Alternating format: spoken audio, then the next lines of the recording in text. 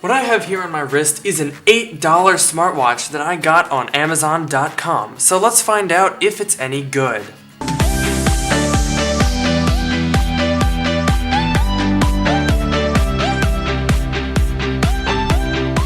What I have here is the Pagine M8. Now that's just the name that I bought it under, link in the description of course.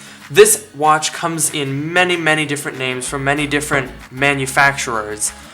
They're probably all made in the same factory and then just bought and sold by different shady companies. Now this phone is actually a standalone GSM phone.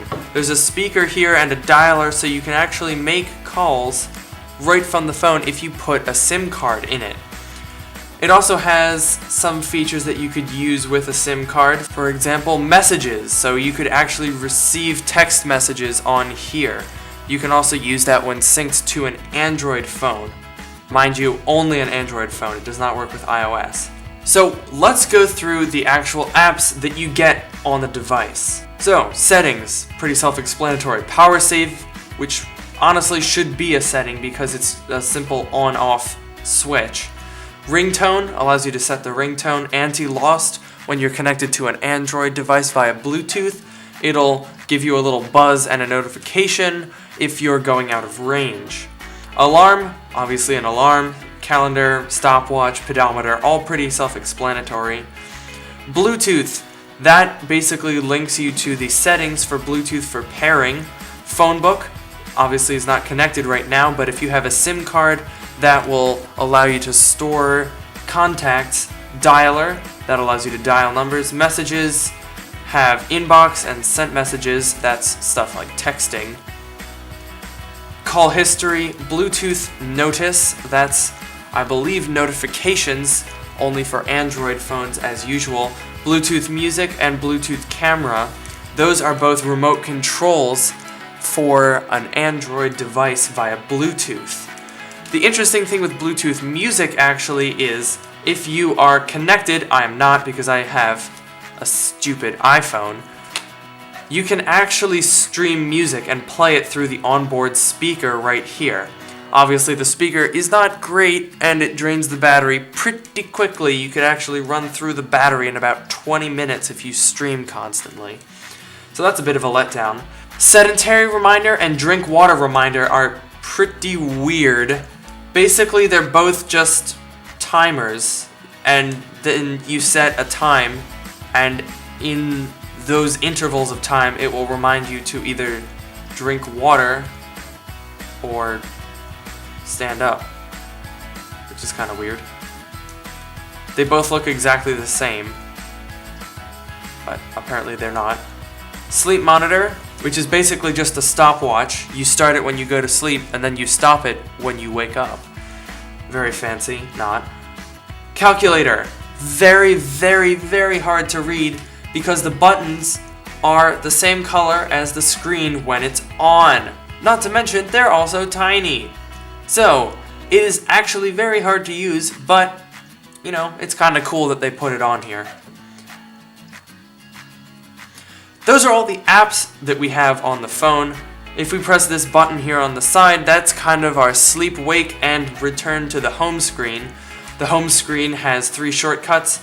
The green one takes you to the apps, the blue one takes you to ringtone, and the red one takes you to the Bluetooth settings. The time can be synced through the smartphone or set manually. I had to set mine manually because I cannot, for whatever reason, get my iPhone to connect to it. When we turn the watch on, you can see we have 2 watch faces. We have the digital and a absolutely hideous watch face that is in Roman numerals and supposed to be the classic and classy watch face, but is actually just completely terrible. It's awful. We just have those 2. You can switch by tapping. We swipe in any direction to get to the main menu screen. Now let's talk about the actual build quality of the device. So the screen has 3 touch buttons. There's a back button, a next menu button, and a back menu whatever button. It's kind of hard to explain what the buttons do because they're kind of weird and they don't make sense, but you know what? Once you try it, it kind of makes sense. On the side here, we have a little flap for our mini or micro USB charger. We also have the speaker and microphone for our calls. On the other side, we just have the one power button that turns it on and off. The body is plastic. This red one has a particularly soft touch finish, which actually feels pretty nice. And the band is a very, very floppy, soft rubber, which is actually very comfortable. On the bottom of the device where your wrist makes contact is just a piece of aluminum. Very simple, no sensors or anything on that. The band is a simple strap with holes in it. It's very simple and it gets the job done.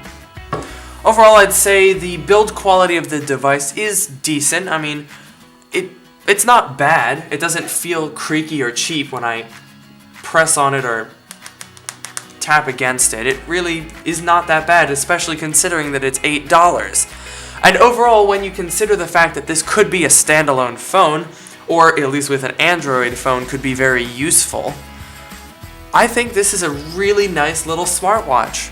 For $20 at the max, I got this for $8. As usual, make sure to follow me on Twitter at LukeMiani, and make sure to subscribe and leave a like down below if you want to see some more videos. I know I do. Goodbye.